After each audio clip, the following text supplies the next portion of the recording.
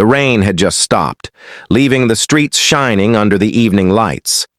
People hurried past with umbrellas tucked under their arms, too busy to notice the small crowd gathered near the entrance of a city park.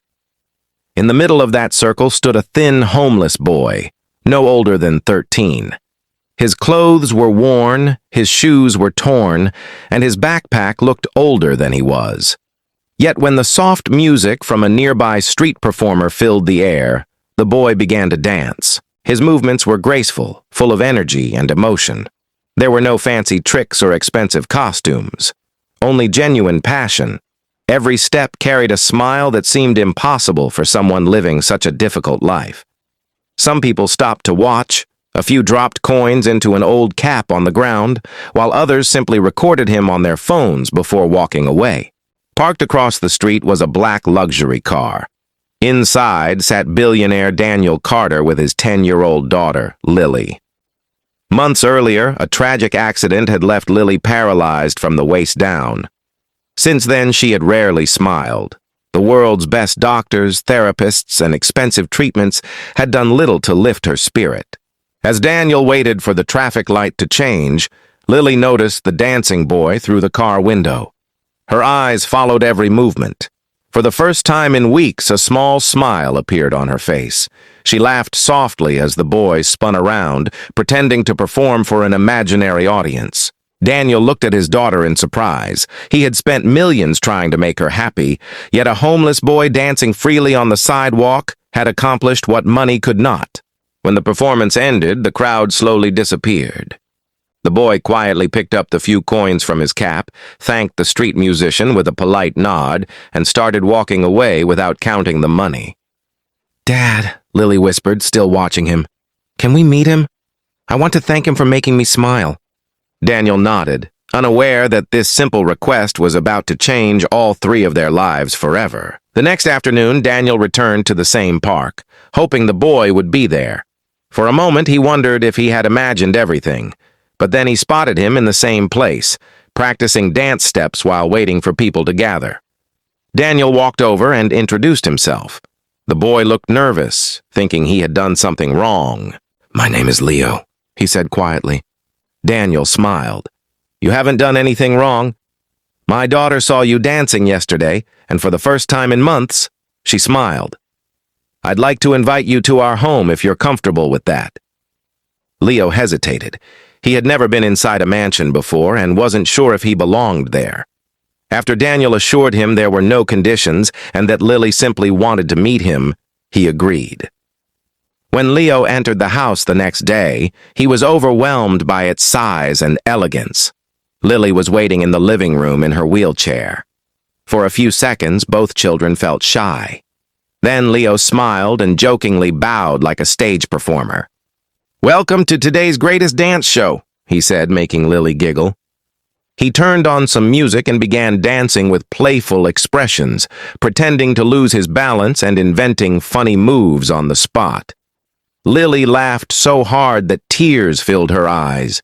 The sound of her laughter echoed through the house, bringing tears to Daniel's eyes as well. Soon they started talking. Leo shared funny stories about performing in the park and explained that dancing helped him forget the hardships of living on the streets, even if only for a little while. He admitted that life wasn't easy, but he believed every new day was another chance to smile. Listening to him, Lily slowly opened up about her fears and frustrations.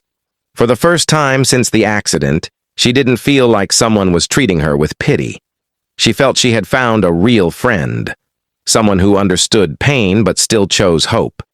Over the following weeks, Leo became a regular visitor to Daniel's home.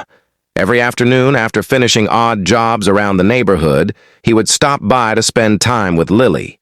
They played board games, watched old comedy movies, and whenever she felt strong enough, Leo would teach her simple hand and upper body dance movements while she sat in her wheelchair.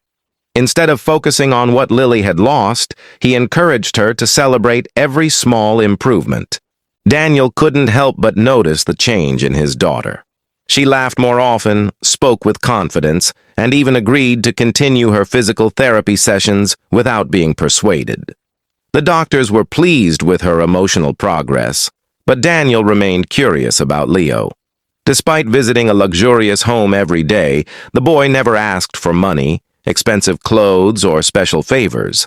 He always left before dinner, politely thanking everyone for their kindness. One evening, Daniel quietly followed Leo after he left the mansion. He wanted to understand where the boy went each night. Leo walked for nearly an hour until he reached an old abandoned building on the edge of the city. Inside, Daniel saw a small room lit by a single lamp.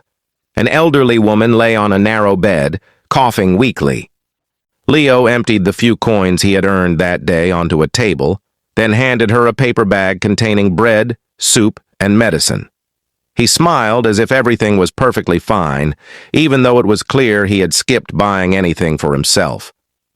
Daniel stood silently outside, deeply moved. The boy who had brought so much happiness into their lives was carrying burdens no child should have to bear. The next morning, Daniel arranged for a doctor to examine Leo's grandmother and quietly covered all of her medical expenses. He also contacted a nearby school and offered Leo a scholarship.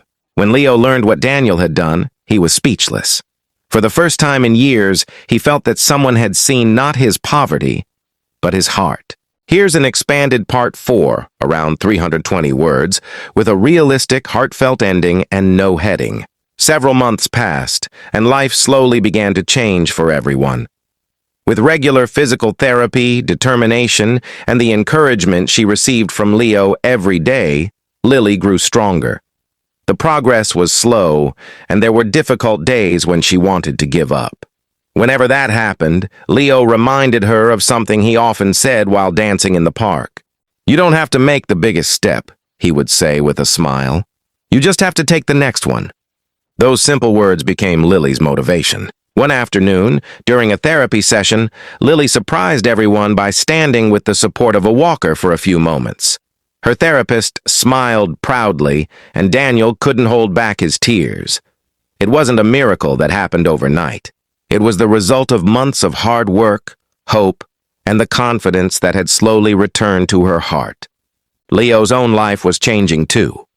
His grandmother recovered steadily after receiving proper medical care, and he finally started attending school regularly. Although he no longer needed to dance on the streets to survive, he still visited the park on weekends.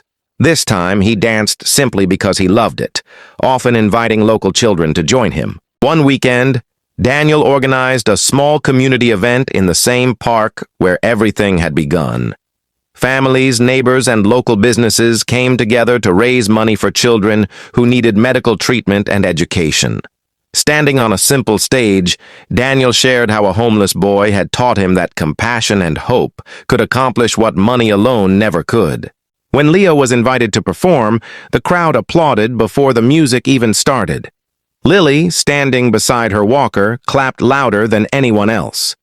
As Leo finished his dance, Daniel walked onto the stage and embraced him like family. Looking at the smiling crowd, he realized that true wealth was never measured by the size of a bank account, but by the lives a person chooses to uplift. Sometimes, one act of kindness is enough to change many lives forever.